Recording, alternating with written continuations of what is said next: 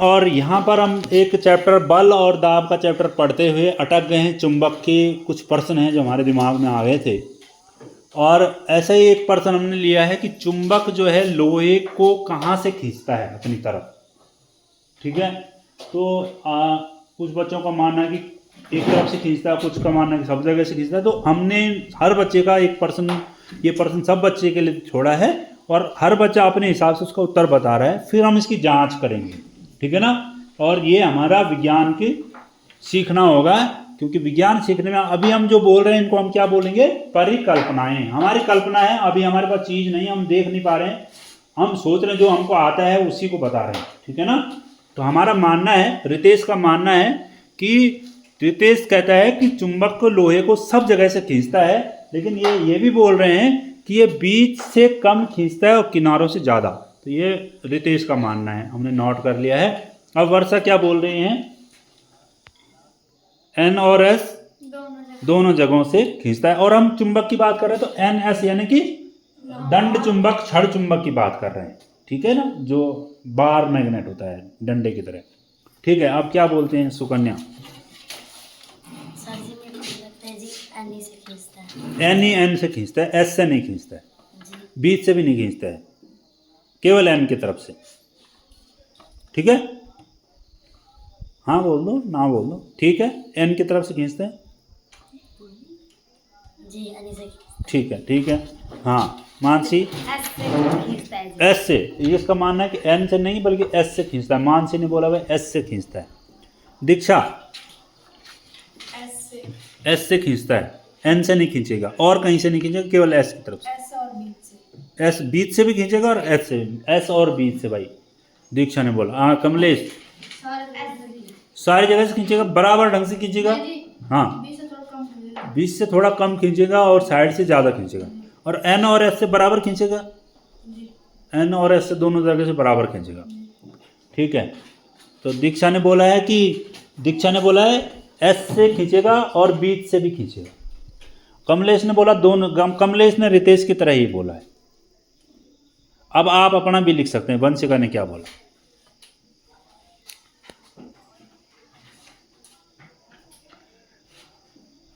वंशिका क्या बोल रही है। सर जी एन और एस से खींचेगा। एन और एस से खींचेगा, बीच से नहीं खींचेगा, बीच से नहीं खींचेगा, एन और एस से खींचेगा।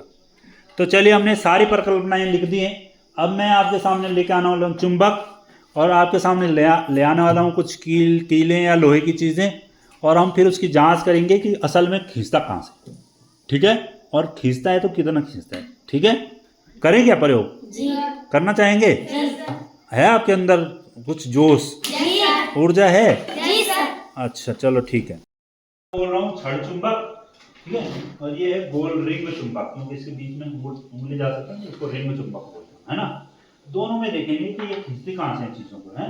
ये छड़ चुंबक जो है टूट गया है, लेकिन इसमें भले ही एस है, लेकिन इसका दूसरा सिरा अपने आप से क्या बन जाता है, एन। ये पता है ना आपको, टूटने के बाद भी एन और एस बन जाता है कि नहीं। तो अभी हम देखना चाह रहे हैं चुंबक जो है खींचता कहाँ से चीजों, वो भी लोहे की चीजों को। ठीक है ना। तो ऐसा करते हैं, इसको इसके ऊपर जरा डालो, लो, तो इसको फैलाओ ऐसे ऐसे करके, फैला दो फैला दो फैला दो, और देखते हैं कि ये एस वाला, एन वाला चुंबक जो है एन एस में कहाँ से इसको खींचता है। ठीक है, देखते हैं इस पे एस वाला है तो इसका मतलब दूसरा सारा इसका क्या होगा, एन। समझ में आ जाएगा। थोड़ा इस कागज को ऐसे उठाओ बेटा, ऊपर जरा, ऊपर उठा दो। मैं इसके नीचे रखता हूँ इसको, ठीक है, ताकि इस पे चिपक न जाए। आप रखो बेटा इसके ऊपर लोहे।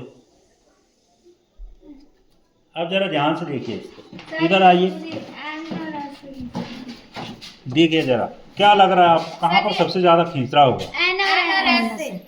यहाँ देख रहे हैं आप, जी देख रहे हैं जी। और इसमें कुछ लाइनें बनती हुई दिख रही है आपको जी। तो कितनी दूर तक ये देखो खींच रहा होगा। देखो यहाँ से खींच रहा है ना, यहाँ से खींच रहा है। देखो ये देखो, लग रहा है खींचते हुए जी, है ना। जी। तो जितनी दूर तक ये चुंबक के चारों तरफ ये चुंबक का बल लग रहा है उसको बोलते हैं चुंबकीय क्षेत्र। क्या बोलते हैं उसको, चुंबकीय क्षेत्र। अब देखो सबसे कम बल कहाँ लग रहा होगा, देखो यहाँ कम लाइनें दिख रही हैं आपको, ये ऐसे डमरू की तरह बार बार लग रहे हैं, और यहाँ पे ये लाइनें क्या हो जा रही है, इकट्ठी हो जा रही है, इकट्ठा हो जा रहा है।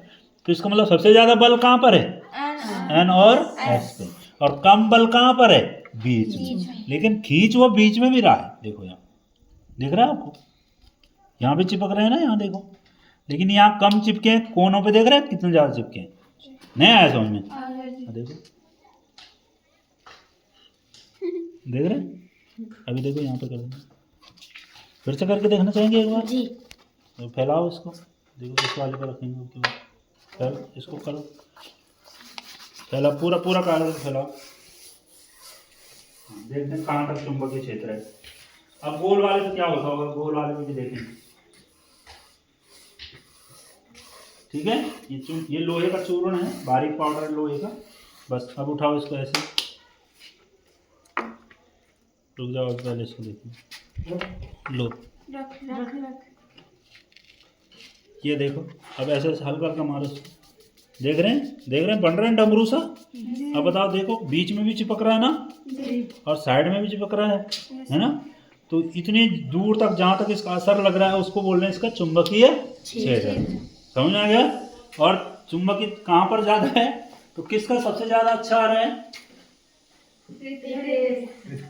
मानते ना रितेश वैज्ञानिक है ना, भले वो पढ़ने लिखने में पीछे रहता होगा, लेकिन वो भाई साहब साइंटिफिक मामले में वो तुमसे ज्यादा तेज है ना। अभी इसको देखो सर्किल वाले में क्या होगा, रितेश अब बताओ सर्किल वाले में क्या होगा? सब जगह से बराबर जी। पक्का? जी। देख लेते हैं भाई हैं।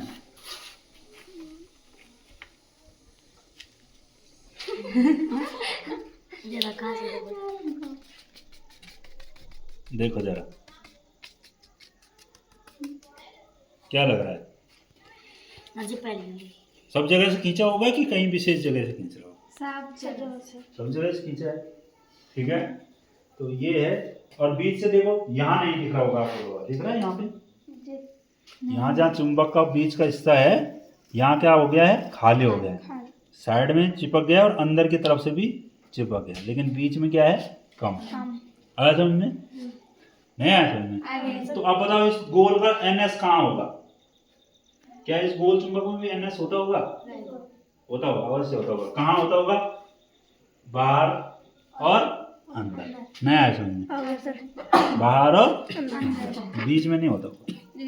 ठीक है, तो ये छोटा सा प्रयोग था। चलिए, थैंक यू, आपका धन्यवाद मैडम।